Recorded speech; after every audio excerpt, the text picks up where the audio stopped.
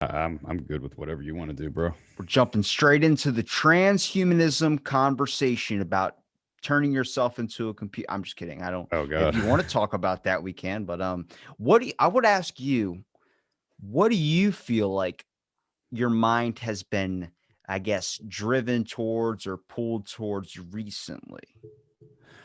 Well, so one thing I actually have been thinking about recently is like obviously, you know, especially I mean, I feel like everyone's tired about talking about politics, but it's almost like because we're only here, we all heard everything already. Like everyone's saying the same shit and no one's saying anything really different. And um the thing though I've noticed, and I think this is a way that I feel like we can get people to agree on stuff like within politics is we gotta realize that a lot of it's driven by money. Like um and I mean, of course it is. Like, who doesn't know that? But I think there's, to a much greater extent than people actually do realize, like when it comes to, um, protecting the wealthy and powerful. Like, I think a lot of people over the years have recognized that there's a different standard of treatment for people that have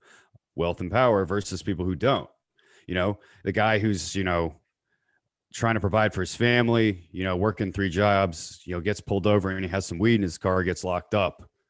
Some frat boy drunk driving like kills, a family or something, gets off scot free. Like you hear those stories all the time, you know what I mean? And it's like, um, we look at the power structures in this country, it's like, the RNC and the DNC, all they do is just take in massive amounts of money. And then the government itself, the federal government, really is just an entity that moves massive amounts of money between other entities. And when it comes down to it, you start to think about it, it's like how much of this is actually about people and None of it. policy. Yeah, right, exactly. And I think that's something that people we need to like as a country, as a society, culture, start to recognize that this is our system has been corrupted. It's that's not the way it's supposed to work. When Um, did it start though? Because here's the thing. It's funny you say, like, I know people get tired of talking about politics, but it's every podcast I've done in like past 6 or 7 episodes have been focused on politics. And I'm like, it's because as people, it's in our eye right now because we're under stress. yeah, We're not handling it well. So everyone's mind, it's very, very hard to not talk about coronavirus. It's very, very difficult not to talk about politics because it's on our minds 24/7, because I think this is the first time we've ever really been exposed to so much of it now. And it's funny yeah. because I have a theory, and my buddy Brandon had actually brought this to my attention, called the color purple, where it's supposed to be like the old color theory, where like if somebody wears a red shirt, it tends to bring out aggression. It tends Mhm. to bring out, at least not towards on that person, but whoever sees that color. And they're talking about with Biden, there's inserting a lot of purple things, purple ties, purple packages, purple, like everything you see with him in the video, there's purple in it. So it's Mhm. supposed to be like empathy. It's supposed to be like this sense of like, oh, kind of like a compassion sense to it. Yeah. Um, and man, it brings up my theory about money. Money's green, and everything in society tells you green means go. Green means Mhm. this, that. Right. And money is a problem here because people spend it faster than they're making it. So it's like this aspect: if we change the color of money, will we hold it less value? Will we spend it less? Would we save it more? Mhm. It's really, really difficult because I feel like everyone in the world is looking for answers. And I was at this point in my life and everything that I've seen so far, I believe there are none. I just, from talking to so many people, there's so many different ideas, perspectives, minds that are working in such extravagant ways where I'm like, Mhm. just saying even water is H2O is fucking seems like wrong information to me. I don't know Yeah. why. Oh yeah. I mean, yeah. Just and because it's the nature of things now, it seems like any there's just no way to get a consensus on anything. Like even if you post the most consensus driven thing, like statement like the sky is blue, somebody be like, well, to some people who have like a color condition, and like so it's like there's always going to be somebody now that's just like, well, there's an exception to the rule, and it's like, yeah, we understand, like, and a lot of the times, the exception to the rule needs to be recognized. Like that is definitely cases, but it's a case by case thing. Sometimes we just need to. The rule is the rule, and if you are an exception, it is sad, and sometimes there's like nothing you can do about it, especially when it comes to like especially developmentally challenged people or stuff like that. It's like you are sadly an exception to the standard of kind of human, and like get into that territory, but talking bad about people or anything like that. But it's what happens. Like there's certain people that are behind, not because of anything that they did, but because of what's sadly who they are. And so in those cases, those exceptions do need to be recognized. We do need to make like handicap stuff. Like I agree, fine. But some cases it is like a very innocuous uh you know sorry, I lost my train of thought. A very it said the connection was unstable for a second, but Well, if you look at, like, for instance, I just watched a music video not even like an hour ago of Post Malone, and it's his song Psycho. He's wearing a turtleneck in a airplane, and he's standing on top of a tank, and the tank is just rolling out, and he's driving it. He's shooting a flamethrower and all this shit. I'm like, what? How? Who chose that person to be that person? Why am I not the one wearing a turtleneck and yeah. talking about and using auto tune on my voice to make a popular song? What was that like? There are people that slip into the simulation, much like Logan Paul or any of these Oh YouTube yeah. stars, where you watch them and you're like, how the fuck do I get that? How do I get a Yeah. sliver of that?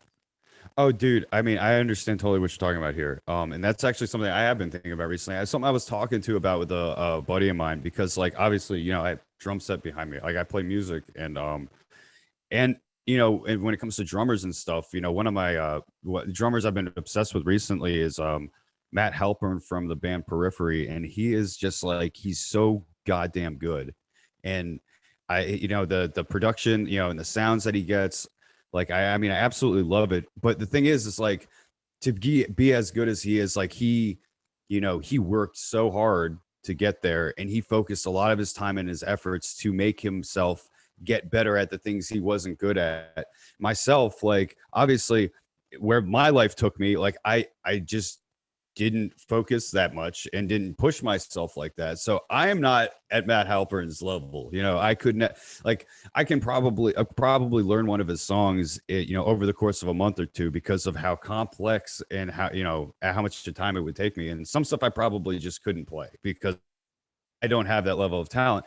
And the thing is too, it's like growing up, I was in bands and had friends and we all would be playing music, but none of us were really, oh, let's be better. Let's like be real good. Like let's be the best. No one was because I think, and this is unfortunate, is like, and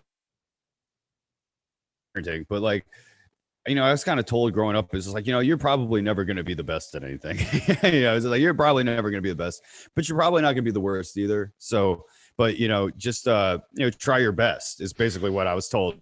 But I feel like in a way that's sort of almost self-defeating because it's just moon. Why don't you tell the kid to be, go for it, and so I don't know. I feel like I've always just been kind of lazy like that and just like never push myself. And then, yeah, talking to buddies of mine, I kind of feel bad about it because it's like, yeah, man, we really should have pushed ourselves more to try and be the best musicians that we could be. And but not to say like I still enjoy playing and I still practice and work on stuff. So it's like, but where life takes you, it's like, I have a full-time job. I don't have the, like back in high school, you could just fucking jam and do shit.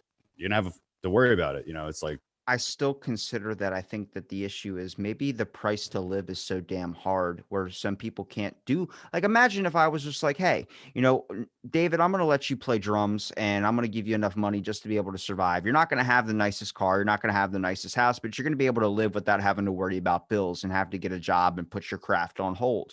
Why mm, isn't life more like that? Why is it all about you have to get a job that's safe? So many people talk about a plan B. Why the fuck do you have a plan B? And that's just because of the way of the world today. And I mean, yeah. I'll bring it to a drummer, for instance, Travis Barker. Mm, Blink 182, when he was talking about his plane incident and everything like that, talking about being severely burned and playing drums again and trying to like get past the emotional and mental, I guess the mental pain of it all too. But yeah. even before that, when he's sleeping on his dad's couch and his dad goes, look, you either need to get a job and give up this drumming thing or get the fuck out of my house. And he was so convinced that he was going to be something that he got the fuck out of his dad's house. And Mhm. it's like, oh my, I think everyone has that one thing that they're extremely great at, extremely talented at, but some people have no clue what that is. But I believe there's that one hobby or talent or passion or whatever in everyone. And Yeah. I want to know what mine is. Fuck. If you tell me I'm going to be the best Amish butter maker out there, fuck it. I'm making butter. Yeah. Yeah, and I think some of that too, like, I mean, like, and some of it comes down to resources. You know, some people like had the stuff available, like, so like, you know, some people grow up, you know, in, you know, like cities, urban environments, you know, or suburbs, or like outside of really populous areas near centers of culture, that, you know, there is this competition, you know, so it's like you're around other people doing it, you know, so guitar players get really good, you know, all the musicians, there's this kind of competition. And so I feel like what you're saying, there are bands that, like, there's one of my favorite bands is Every Time I Die, and they've seen some mainstream success, but like, if you ever play Guitar Hero 2, they had a song in that. It's like one of their, I think one of the most mainstream That things that just they gave did. me anxiety. Guitar Hero. Holy Yeah. shit.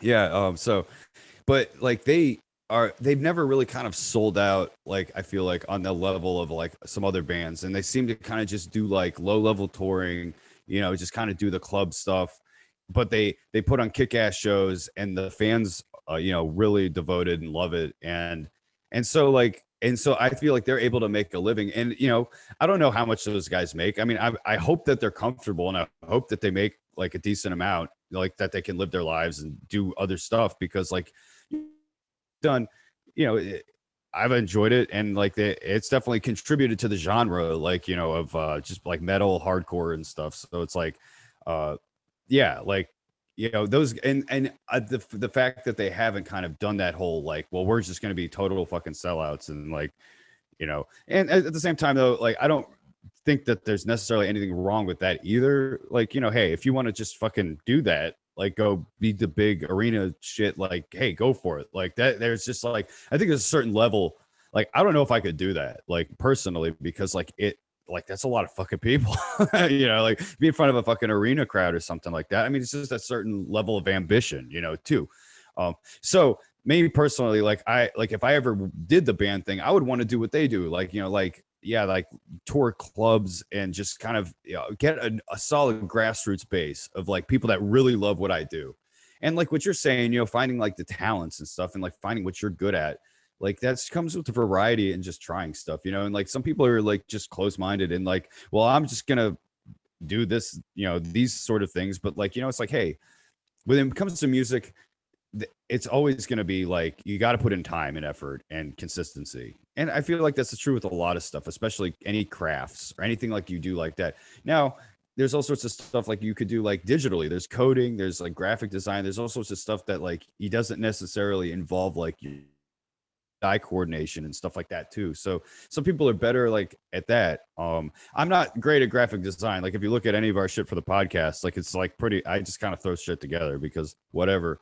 Um, The same thing I did. I just made a sweatshirt that was ritualistic, like Aztec statue, and it was holding my symbol, and it had angel wings. And I was like, I just fucking saw a Led Zeppelin jacket, the logo, and I was like, hey, it'd be cool if I fucking just did the wings thing, and then it turned into something. But it's like, man, maybe that's why you need people hire managers and stuff to be able to, because they're really good at promoting. They're really good at this. People are like, oh your yeah. social media is terrible. I'm like, yeah, my social media is dog shit because I don't want to spend any more time than I have to when it comes to posting an episode because it becomes toxic. But like, Yeah. for instance, Kiss. I'm a big Kiss fan only because my dad was in a tribute band. So I grew up knowing my dad as the Oh, Cat Man. nice. So, Yeah, hell yeah. he's a small town local celebrity, maybe a couple states away. They know his band and everything like that. And he was actually in a commercial with Kiss. But That's cool. he told me all the time. He goes, back in the day, like people give Gene Simmons a lot of shit because of how mean he is Yeah. or how he acts. But back in the day, they would not play his stuff on the radio because nobody wanted to see a bunch of guys dressed up in makeup, or, listen to a bunch of guys dressed up in makeup. They were kind of not really popular. And then they became popular in the 90s and towards like the late 80s. And it's like this whole big spike that came. It's like, yeah, so you understand why he was an asshole, because no one ever gave him a shot. And it's like, Yeah. it makes sense, man. Sometimes that pressure, sometimes that force, sometimes that thing that pushes you to this new level or this new era is that pressure. But a lot of times, like, it's very, very rare you see a case like Jimi Hendrix, where a guy just wanted to play music and create a craft and then ends up dying at a young age, but never you get to see the ego or the hatred behind it. And nowadays, every celebrity has that side to them where it's like, fuck, you see Miley Cyrus dealing with the amount of anxiety and pain from, like, getting surgery on her voice or vocal cords and all this stuff, and talks about all like the being a popular child star was difficult because everybody had these expectations of you. And I'm like, man, like, how the fuck do we fix being famous? Because now you say the word fame and a lot of people that have it don't want it. Yeah. Yeah. And two, I think, that's another thing. That's or another thing I think about sometimes. I'm like, I do this podcast stuff. It's like, I'm not sure if I necessarily, you see some of the shit people get that are popular. I'm like, holy fucking shit. I don't want that on me. Like, I don't want people talking that kind of, I don't want people saying that stuff. But at the same time, though, half of it, like, I don't even think of it as real.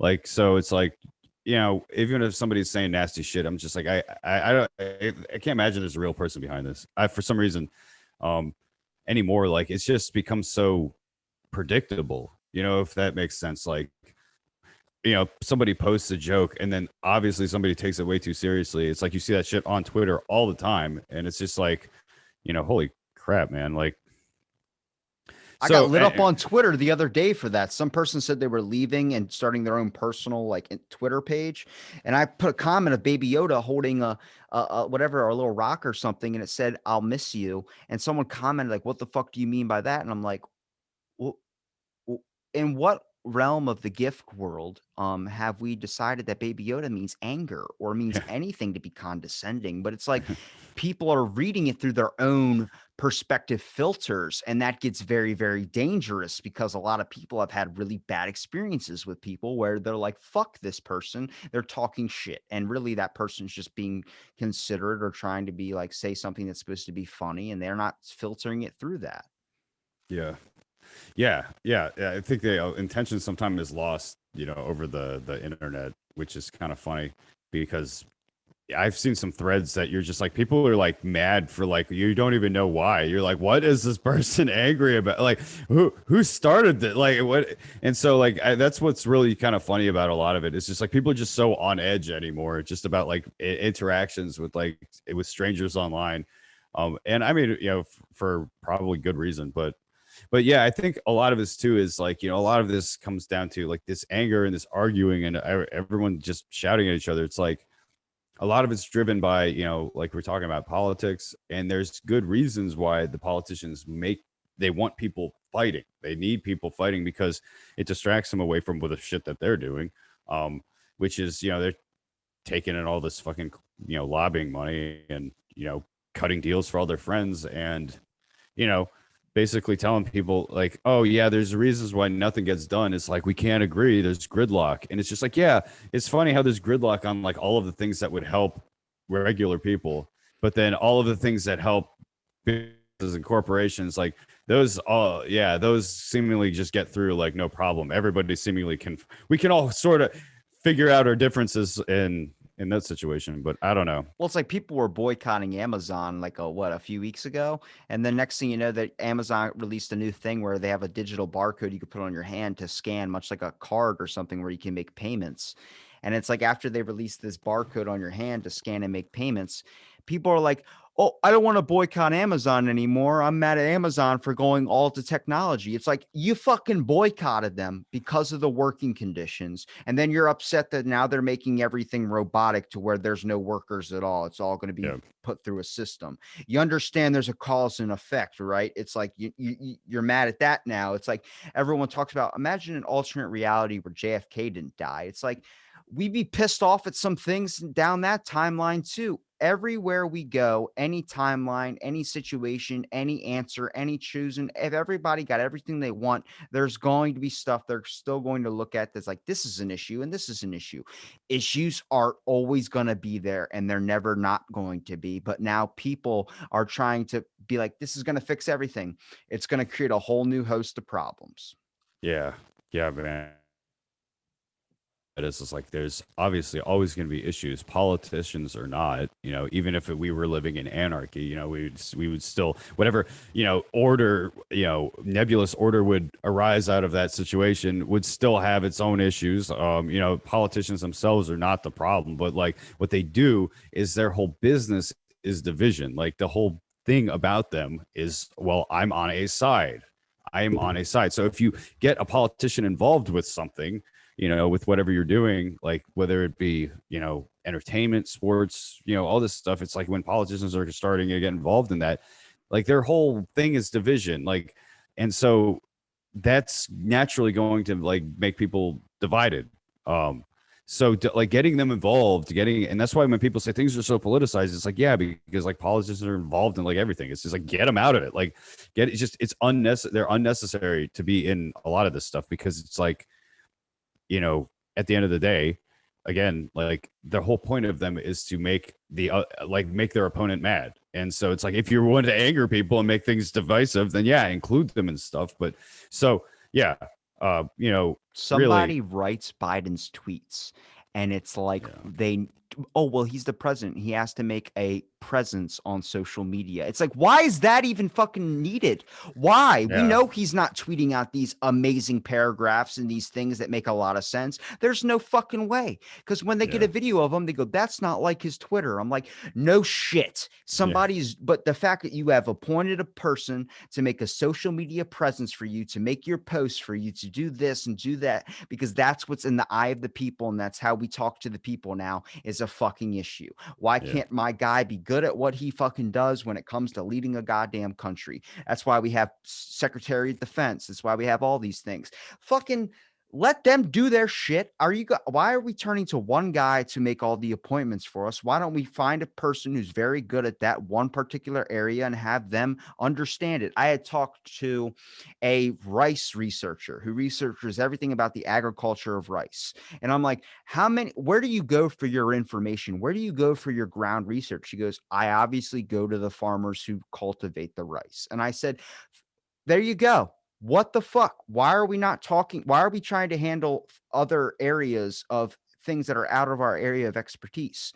We're at least on social media, everyone that's leading this nation or whatever, they're all talking about things that I guarantee you none of them have read a fucking book on. yeah, yeah, exactly. It's like, and that's another thing I've seen a lot recently is everyone's just sort of self-appointed expert on things, and I've been guilty of that at times too. It's like, you've heard, whatever the talking point is, and it's just like and so you hear the opposite thing. You're like, well, I heard that the other side of it was this, and sometimes like that naturally gets people just fired up because then you're like being like argumentative. I'm like, I usually am not that invested.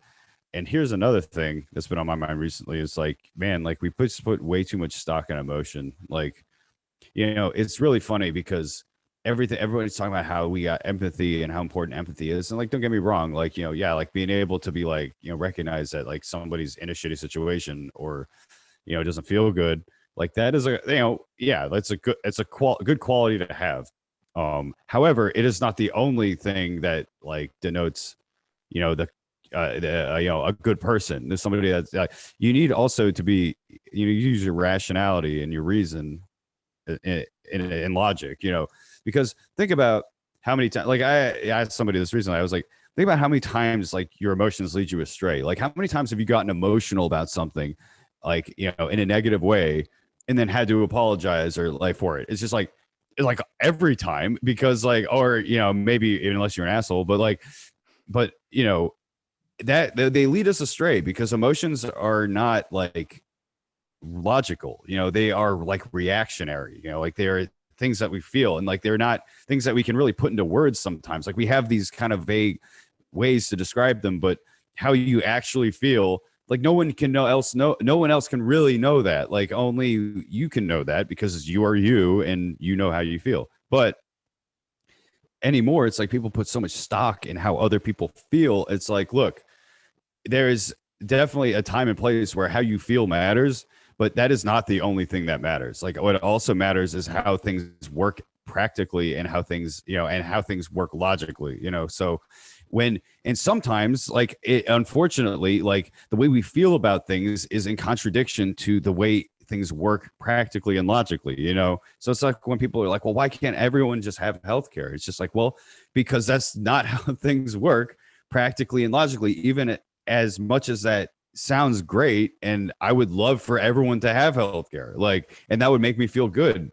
But that practically and logically just doesn't work on paper. So, so like we need to make, and I think there are ways to solve these issues. But when you have like the medical industrial complex, pharma companies and the insurance companies, all these big corporate entities like in control and have the politicians in their pocket, like you're not going to get any movement. I'm sorry. Like they're buying gridlock.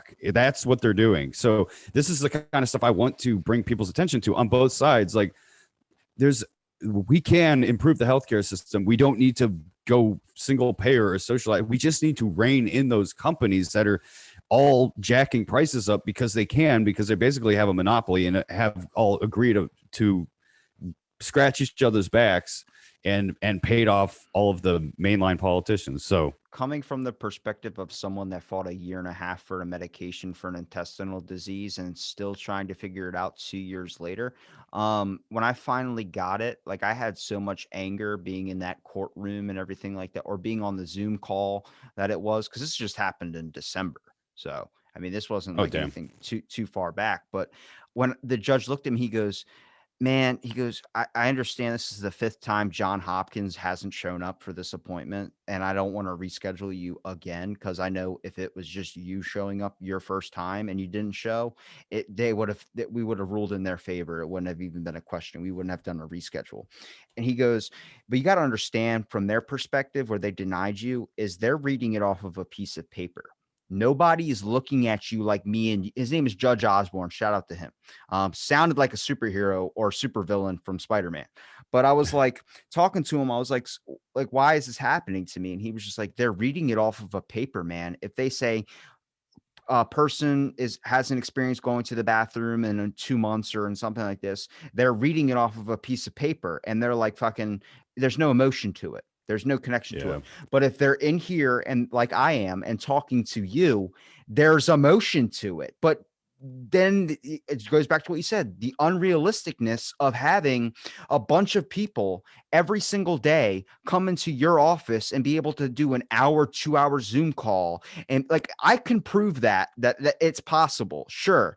But asking someone to talk about medical things for a couple of hours rather than me bullshitting with you about aliens or whatever the fuck I want to talk about, that's different. It's very hard to get people to sit down every couple of hours and be like, why did we deny you your medication? And then they tell you everything that's going on in their life when it's just so easy to see a piece of paper, read it, stamp no or yes, and pass it on to the next thing. So Yeah. I understood that whole aspect of things, but it's just a problem with our system, man. There's too Yeah. much shit going on out there. And people talk about like, America could hold way more people than they do now. I'm like, I don't fucking think so. I would love it. I would love it to have anybody that wants to come to this country and live a life. Please, I love people. I hope that fucking is a possibility, but it's not realistic because on the grand aspect of things, we can barely survive as we're doing now. Yeah, you don't have to worry about a fucking bear attacking you, but at the same time, people are killing each other. We have there's 8 million people in Long Island. Come on. Yep. That's the population of some countries. Like that's very, very Oh hard. yeah. And you're saying you want more? A guy named Matthew Iglesias, he has a interesting perspective. I agree with some of the stuff, but he wrote a book called America, We Can Have More, or something like that. And it's talking about how we can have way more people than the number of people we have now. That the number we have now is not even 1/4 the amount we should be having. And I'm like, fucking some days I get claustrophobic in a store where I'm like, back the fuck up, dude. You're this, there's no Has social distancing right here. has he driven in DC traffic? He has an interesting perspective when it comes to, I like the idea to anybody that wants to not live in horrible conditions to make their life better by coming here. But the Yeah. fact of that we can have way more people and we should have way more people is not necessarily true, because the people we have here now can barely get along. Yeah. Yeah. And, don't get me wrong. Like, there are definitely places in the country, I'm sure, that can, have more people, like, but like you look at those congestion points, like LA traffic, DC, Northern Virginia traffic is so unbelievable because the infrastructure is not maintained. And they've been talking about that for years. It's just kind of that carrot that they hold out in front of everybody of infrastructure. Oh, we're gonna do some infrastructure.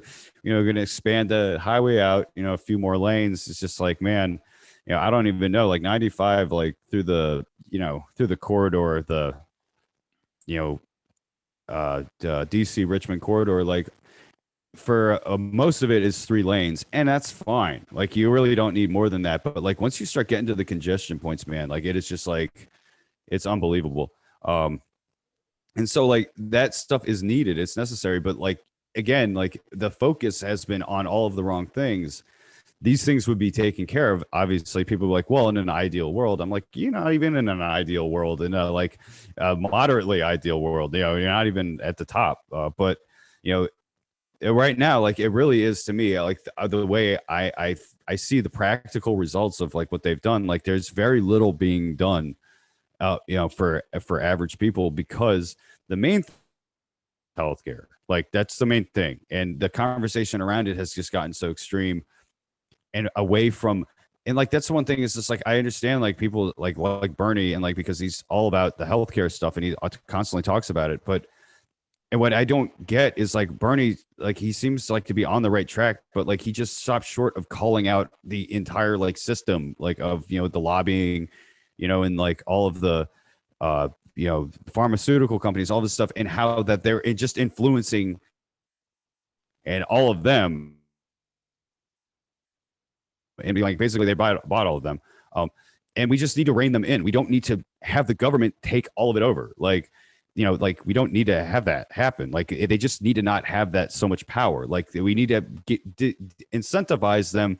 This is a whole thing about powerful people and these companies and stuff. It's like they're going to do shitty things if you let them do shitty things. If you incentivize them to not do shitty things, then they won't do those shitty things. You have to create the incentive though.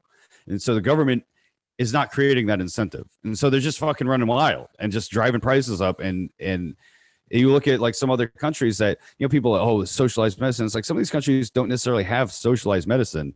They just have more efficient systems because like they don't have a million fucking people involved in the, and just like here, that's the like so much administration and so much extra stuff drives the cost up because we have a ton of staff and stuff. It's like, well, some of this stuff can be streamlined. There's a lot of people, a lot of things using legacy systems and old stuff. And it's just like, yeah. Well, look at this, for example. I had a person message me or talk to me, and I was telling them about like, well, it's a lobbyist. Is like a reason why I like Trump a little bit. I'm not pro Trump and I'm not pro Biden, but what I liked about Trump, and I think a lot of people did, was that he didn't have a lot of lobbyists. But the issue was that since he didn't have really lobbyists, his kids and his family, people around him, became lobbyists, which started affecting his decisions. His kid Yep. being in debt to some people, that means he had to pay those off and he had to do what they said. Somebody said that and they're like, well, that's like gaslighting. That's an imaginary term. Lobbyist isn't real. And I'm like, imagine you are tossing in money into a pile because you're going to order pizza, but you want Domino's and someone else wants Pizza Hut. You still get a say because your money's involved. So the issue is that the fact that somebody from another country gives another person who's running our country money to be able to vote or make a decision on something where they should not have any decisions. Mhm. Here's the thing with let's talk about state governments. Your mayor, whoever the hell your governor, they should be making their actions not on the basis of what the world thinks you should be doing, but what is going to work for your state, what is going to work for your town. Texas, no masks. You can go that far if you want, but it's all about, like, Joe Rogan didn't like California. He fucking moved out because he moved to Yeah. Texas because he liked what that state was doing. If you don't like where you live, you have a problem with your governor, your state, it might not be as easy as saying, oh, then just move away. But everybody is working off of how they're doing rather than working on how everything should be running. Everything, I feel like at the start of this pandemic and everything was like, what is that country doing? What are the new guidelines? What are this? Baltimore, Maryland, where I live, their restrictions are like, we're going to open up restaurants. No shit. We're a beach town. Our main money was during summer and you fucked us. Yeah. There are people that lost businesses and there are people that killed themselves. I get it. Oh yeah, yeah, yeah. It goes really fucking, like, you were looking at the basic template like it's Call of Duty. Look at the basic template. Call of Duty is always the same shit. This isn't a template we should be working off of. You should be abiding and fixing to a new scenario because now we know new information. Oh yeah, yeah, exactly. Adapt. Yeah, when you have the new info, man, and that my whole thing, man, with the lockdowns and shit was like, man, it's just like they were making decisions with no data. And the data that we did have, like the South Korea data, which was, if people were all looking at the China numbers, I was like, why are you looking at the China numbers? It's like, those are not going to be accurate. Why would you ever trust them? But South Korea, like, they are an ally, and they were transparent about their numbers. And if you looked at that data, they had a much lower death rate and stuff. Nobody even And talks about India. Nobody even questions yeah, why yeah, India has the lowest number of cases, even though they have like quadruple the amount of fucking people in their yeah, small little spot. And that is because of a basis of their nutrition. There's a yeah, certain vitamins, like how we got vitamin D and all this type of stuff. There were certain nutrition things in their green tea and some of the meats that they eat, even though they consider meat sacred, but in some of the cuisines that they have, that were automatically, that they were, that's their custom, that part of their culture is to eat this food. They already had it running into their bodies. And in America, we saw that we didn't have that certain amount of, I guess we need more of that in a supplement or something like that. And you got to see the lowest cases there. And I'm like, this information comes out. Where was this at the start of the pandemic? It's new yeah. shit. So let's adapt to the new shit. Yeah, and some stuff came out recently too. I don't know if you saw this, but it was like, obese people, like a lot of, the majority, like a large majority of the people who died of COVID were obese. Fat Um, shaming, fat shaming. Stop. It's fat shaming. It's well, like, it's is it fat shaming if it's your kid who's obese and you're trying to say, hey, I worry about you with this COVID thing. Can you lose a little bit of weight? You're fat yeah, shaming your kid. What the fuck? yeah. We'll see that's another thing too. It's just like that's entirely, ridiculous. That's totally against science. Like, obviously it's like if you maintain a healthy, balanced lifestyle, that, like, there's a reason why you don't see 80-year-old fat people. Like, they don't live that long. Like, it's just the truth. It's true, but it's just the way you said that they don't live that long. It's because the stress that obesity puts on your body wears out your organs. Like, your body is a system of organs and nerves and veins and all sorts of other shit, bones, muscles, and you have to maintain this. It's a system, and it's the only one that you get. You don't get another one, and you're getting this one on loan, basically, and so you might as well take care of it. It's a lease. You got this body on lease, and you know what? If you crash that shit, that's that they're going to take that back a lot sooner than if you maintain it. If you maintain yourself, and that's why you see Joe Biden, for as however his stature, and like, he's maintained himself decently enough to the fact that he's 78 years old and he upstairs, hey, he got back up from those trips at least. So I was like, at least he wasn't down for the count. That's what I was worried about seeing. The that salute at the end was the best. That's yeah. I mean, come on, man. It's just like I'm not like making fun of the guy. And so many people, there's one thing I saw too that was weird on Twitter. Somebody was like, I don't see what's so edgy and cool about making fun of an old man falling. And I was just like, it's, being edgy and cool is like literally like when you're edgy and cool, it's because you don't give a fuck about old people and their stupid shit. And like you laugh. Yeah. So like I'm like, that's a cool is. I don't understand what your Well, point is. people took the Biden tripping and tripping or whatever and saluting and all that. They took that as like, oh, you're making fun of an old guy who fell. Didn't that happen when that guy at the Trump rally fell and cracked his head open? It's like, that's not the same thing. That dude died. That's a difference. But that person sees that perspective. Now, coming from the perspective myself, I was a fat kid and I joined the gym 9 years ago and I've gone every single day and I have not missed a day in 9 years, hell yeah. even during coronavirus, because I had the key to my gym. I was able to still get in. Oh, nice. I'm not telling people that you need to work out every single day. You need to work out twice a day, whatever. I don't care No. about that. Yeah. But you should be at a level of health. And it's so much easier once you get there with like, even for some days, like, when I wasn't going to the bathroom for like 56 days or something like that, I felt like shit. And it was very hard for me to work out. It literally, I was carrying an extra 5 pounds. So it was like, yes, I get it. If you're overweight, it's hard, but little by little, it's not about taking giant chunks off. It's little by little. You fix and you get to a point where you're healthy, where you're able to move, where you don't have health conditions. A person talks about you've had 2 heart attacks and you're 40 years old. You need to fix your health. You're fat shaming me. No, it's not. It's that you are literally scientific, and now science is blended because it affects somebody's feelings. I'm like, you want someone to try and make sure that you can get the life that you want the most of. You want to try and get the longest thing. It's like when you have a food that you really love, you're going to take a little bit of bites rather than eat the whole thing so you can make it last longer. Yeah. Yeah, and I think that comes back to like what we were talking about earlier. It's like the emotion versus logic and reason. It's not that emotion is opposed to logic or reason. They're not in opposition to each other. They're just two things that do different. They're two different things explaining different things. Like logic and reason is like explaining, using that to explain practicality and how things work, like if this then that, if X then Y then Z, whatever, all that bullshit. But obviously I didn't pay that much attention to math. But what is Pythagorean theorem? I don't know that one either. Oh God. I think that was that's the thing about the side the side of the triangle or something.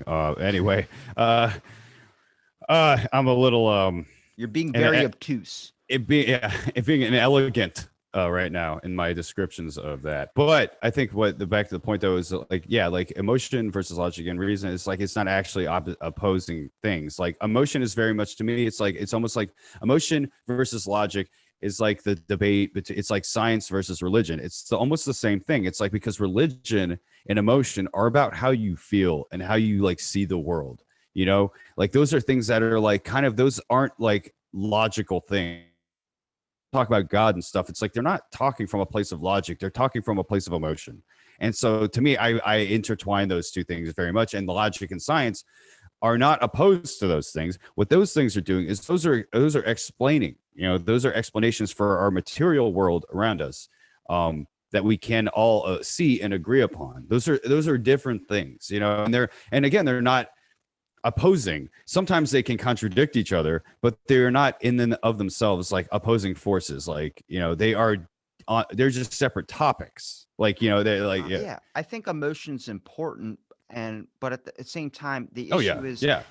it's really weird when you understand that now science has found a way to hack emotion, such as somebody like we talk about color theory, the color purple, finding different colors that you can wear to be able to bring out different emotions in somebody just subconsciously. Like it's very, very, very weird. Even for me, for instance, if you look at back some of my past episodes, like the YouTube videos, with someone that was a bit of a shy person that warned me in advance that they might be shy or camera shy or something like that, I would wear a white shirt because a white shirt brings out a sense of light or a sense invoking a conversation. And that's how you get someone to talk. Black means slimming. What the fuck is that? But then eventually now emotion, if it affects your emotion, gets you upset. And the way that the world now is like completely bipolar, and the way they see things is like, now science isn't true because it hurts my feelings. And it's like, that's an issue, because now we're shooting ourselves in the foot. Because now what, there was a study that came out a while back. A guy had made a fake study, like just wrote a bunch of random shit on a paper. And the experiment was, a woman sat in a park for 8 hours a day for 2 years, watching the ratio of male dogs and female dogs and seeing which one humped more. Were there more male dogs humping male dogs, or more male dogs humping female dogs? It was such a ridiculous study. But as soon as you bring in gender or sexual orientation, the Research Academy saw that. They immediately stamped its approval and passed it. And the guy was like, I just made a fake fucking study, Yeah. and you're not even going to look into it because it's going to affect of what the world thinks today, based on, you could get canceled for your work if you don't agree with what society deems as this is fact or this is necessary, such as transgender, such as gay, such as whatever.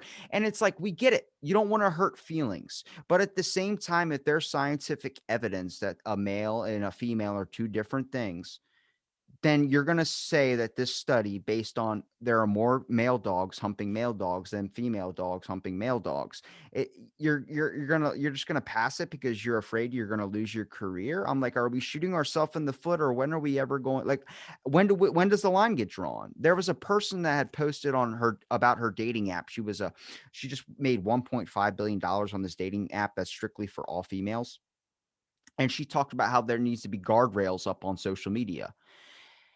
Oh my God. It's like, yeah, we get it. Guardrails. Yeah. QAnon. But are you going to be able to stop the line at QAnon? Or is it going to end up hitting to a point, if somebody is deemed fat shaming? Are you going to be able to cancel them? Are you going to be able to take down their whole livelihood? The goalpost always gets fucking moved.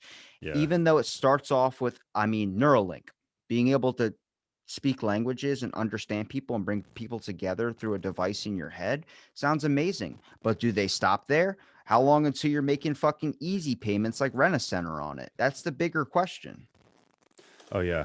And like like what you're saying there too, like yeah, like I guess to the point like of science versus emotion, like yeah, like we don't I don't bring that up to like I wouldn't tell somebody, who's obese like oh, you need to lose weight because you don't look good. Like it's, obviously there's an aesthetic aspect to it, but really it comes down to your health and living the best life that you can. And when you're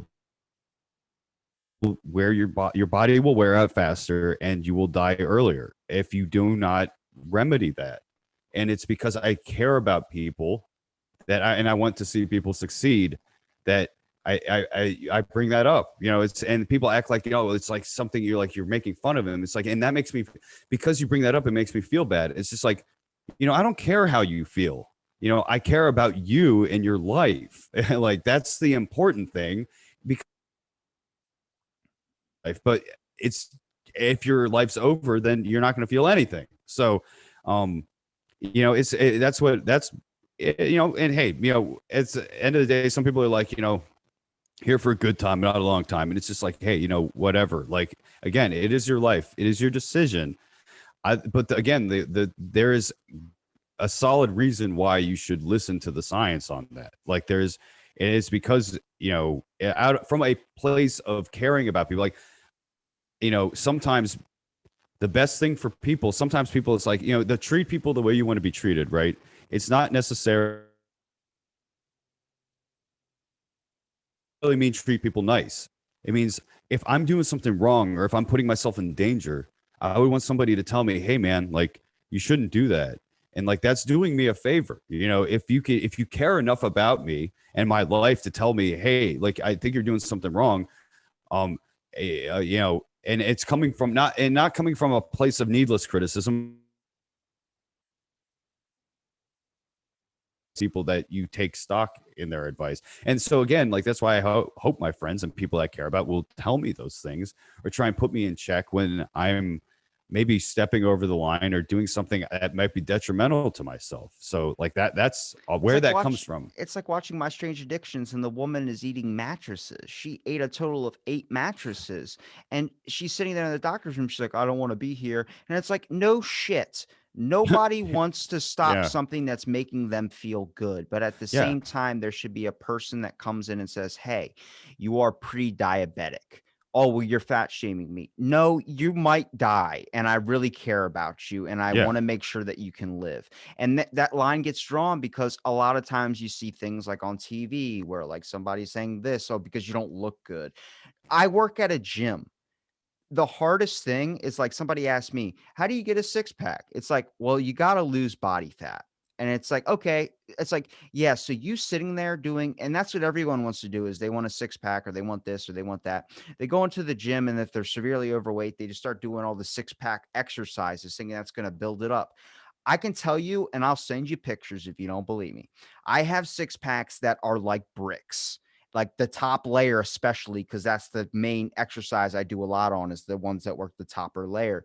But there, everyone has a six pack, but you Yeah. Yeah. have Yeah. to Yeah. do cardio. I literally Yeah. on my days off, if I'm not recording 8 or 9 podcasts, I'm literally working out twice a day. I mean, this morning alone, I burned think 2.5 hours on the treadmill, which is like 2,000 calories or something like that, while watching Guardians of the Galaxy 2.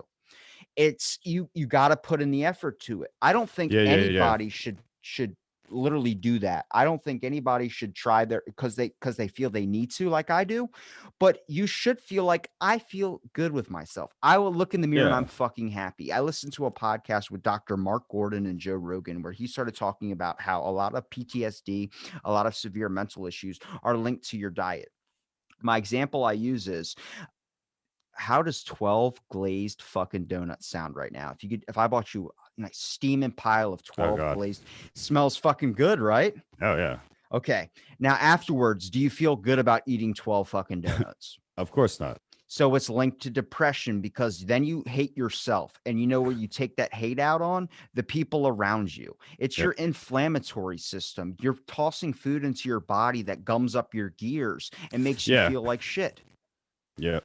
Yeah, that's an excellent point too, man. Because like, that's something like I try and work on. Like my diet's not perfect, but like, you know, I try and eat good enough, and eat enough good stuff, that I prepare here, at home, and like not eating out all the time and things like But that. the And pool of a bacon, egg, and cheese is so good. Oh my oh yeah, God. oh yeah, man. Like, and that's the thing. It's like that, that there's times like, it's okay to indulge every once in a while. Like with most things, like it's one of those things like you hear all the time. It's almost like a truism. It's just like moderation is key. It's just like, yeah, I mean, but Water's people wet.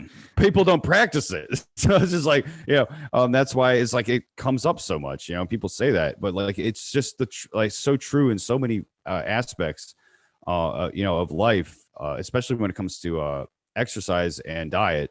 You know, especially I tell friends that are trying to get into working out and starting up. It's like, hey, don't, especially if you're there with me and you see me putting on some weight, like don't feel like you need to do what I do. And it's not like I push like huge weight. Like I push what I can do. Like, and but that's not starter's weight, like that if you're starting, like you need to feel what you're doing. Like that's the important thing, especially when it comes to lifting, is you need to feel the squeeze in the muscle that you're engaging. And if you don't feel that and you don't develop that feeling and like that sense, then you're just kind of throwing the weight up, and like that's not good because that's engaging all of these other things that you can potentially hurt because your body's not used to it. So it's like I try and tell people, it's just like, look, I know it's like especially when you're first starting out, you want to feel good and be like, oh yeah, I'm putting up the weight, I'm hitting it hard, but it's like start off moderated, get some lightweight, really feel what you're doing, engage the squeeze in the muscle, and then from there, once you start to feel that and learn that and get used to that, that's when you start like upping the weight and start like it's trying to push it and engage it more, because and it's a process. It's really, and so yeah, like that's just something like I've been trying to like tell some friends that like that try, because like I always encourage anybody, like if you want to get into it, just do it. Don't make excuses, like just do it. Like there's tons of days where I might not feel like going, but I pull myself together to do it. Don't get me wrong too, there are days you're fucking worn out.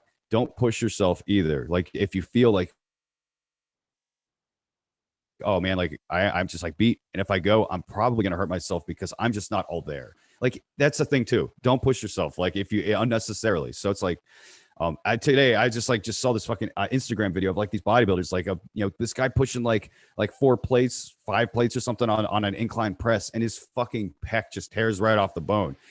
You got to be careful, so it's like don't push stuff that you're not used to pushing, and don't push yourself too hard. So From like that. someone that has, like, I've never experienced overtraining because I mean I'm probably the exception when it comes to like I don't really sleep. I mean, I just kind of like I would say like I don't know. I've working out twice a day is not really an issue. I don't ever take a rest day, and when I do, it's a cardio day. So I just go to the gym and do 3 hours on the treadmill or something. Yeah, that's But pretty awesome though, man. 3 hours is no joke. if you On the got a good tread. movie, it flies through. If you got like Disney Plus or something, it's over like that. But when I was able at one point to do 2 plates on the bench on each side. I ripped my whole entire part, like right Ooh, here on my inner part of my chest, not my pec, but a little bit closer to the shoulder. yeah, Now yeah, I yeah. can only do a plate and I can get maybe 10 pounds on each side, which is still pretty good because I weigh Yeah, probably like 130 and I'm pushing like 170 on the bench. yeah, yeah, yeah, yeah. But when I did that, I mean, not even 3, 4 hours later, I went home, slept, and I didn't have a job during winter. So when you're not working, you're just working out twice a day, basically, for me, at least before the podcast was a thing. I taped up my chest to my shoulder with fucking electrical tape, came back in and started dumbbell pressing 65s. Jeez. It was this thing of you don't need to push yourself, you don't need to do the weight, you need to do what's not going to get you hurt and what's going to Yeah, make results, because it's sadly this is a block building type thing. This isn't I need to get as much as I possibly can to get bigger.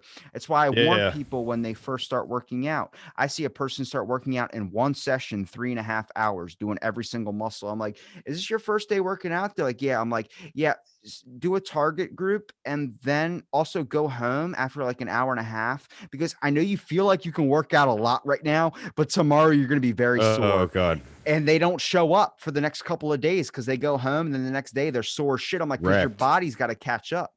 Yeah, yeah. Just you just like wreck your body, and like that's another thing too. Is like again, why you don't want to go so freaking heavy when it's your first few times going like that. You're new to it because, man, like yeah, you'll blow those muscles out, and like you'll be so fucking sore that you're just not gonna want to even step foot in that place. So it's like it like just kind of easing into it. And hey, like soreness is not bad. Like you want to be sore, but like I remember when I first started going, like there were some days where I could like barely fucking move, like especially after some leg days, like because I was just pushing way too hard. Like I was just, it's so fun to load up that leg press, and just I got a bad just go experience about crazy. the leg press, But dude. I watched a guy, I think my third year going to the gym.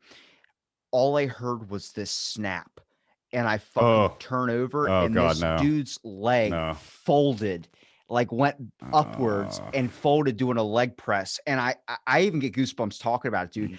He had 4 or 5 plates on each end and he was leg pressing. He's a big guy, but his leg just folded in. And I'm like, I don't think I could ever do that exercise again correctly. Even when I uh, do it now, if I even feel like I'm getting like super heavy on my legs, so like, nope, I'm not even going to risk it. I know my knee's going to I had a tarot card reader on the podcast tell me to watch my right knee because it's going to go out. And oh I'm like, god, oh fucking, he god, might be right. god. Yeah, man, like that it's no joke. And I used to load up I used to load up when I first was going to the gym. Like I was putting fucking because I was seeing I was progressing really fast. Like I was able to do it. I was pushing on that fucking thing, but like dude, like I after like an idiot, like for like 3 months going hard for 3 months. Really, and I was like hitting deadlifts too, like going like super fucking hard on that, like just kept upping the weight every week unnecessarily because I'm just throwing it up. I'm not like engaging the muscles the way they're supposed. I like because I was new to it, like, and I didn't. So, and I was trying to like see some progress. About 3 months after I was doing it, that my lower back, like it just like a fucking just hit me. Like it was a 2-3 week period where my lower back was just destroyed. Like I could barely do anything. I took like that time off from the gym. Basically, did some light stuff at home with like dumbbells and stuff that I was not like engaging the back at all. That lower back though, man, it was from those deadlifts. And it was from like when you're so heavy on that leg press, like when you let it come down with all that weight close, like your spine like at your curls at the bottom. And I did some research on this after a while and like realized that's what was happening. It was like I was kind of engaging my lower back in the push, and so it's like, you're doing it, you got to know what you're doing. So now it's like I don't even go anywhere near that on a leg press, like.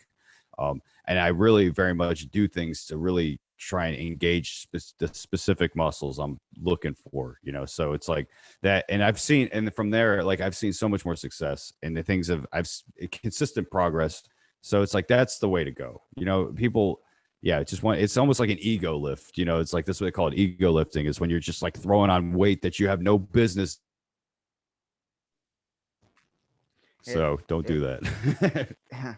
I mean, it's a good thing. I mean, a measure of progress shouldn't be at the amount that you can lift, the amount that you can get done. I think that works with, I mean, you could say the example of like, why would you want to lift weights when you're already holding the weight of the world on your shoulders with the society? And it's like, oh, no. I'm literally mean like the measure of progress, especially even as a nation, the measure of progress is based on what your worth is, but your worth is defined by who you are as a person. And your worth is defined as what you consider what is worth anything. What is your Yeah. worth? Where does your worth lie? What do you think about? What do you want to accomplish? Because the measure of your worth is how happy I believe you are as a person. And that stems from what are you doing in your life that you want to be doing. And Yeah.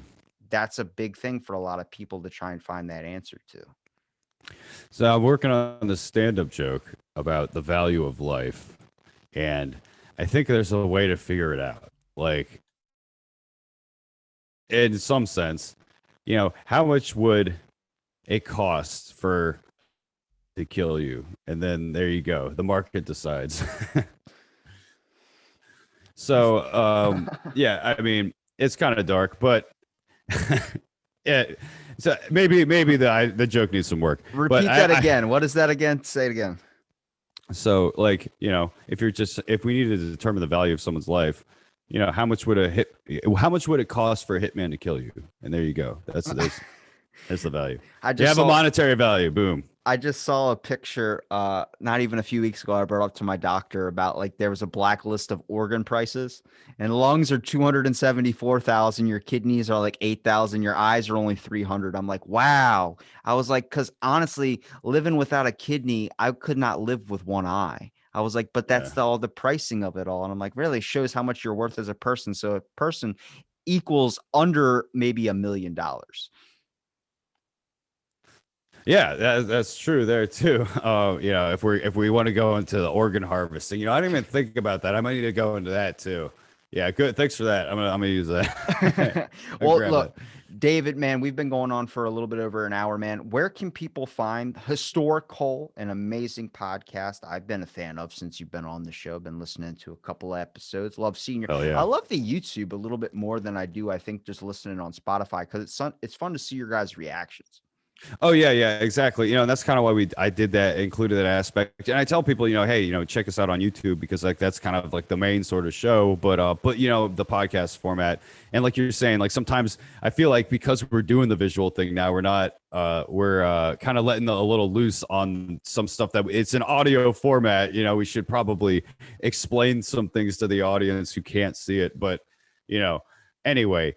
Historic Hole is the podcast. You can find us on Instagram, Twitter, YouTube. We're on like most podcast platforms: iTunes, Spotify, Google, I think Amazon, maybe like Audible. I'm not even sure.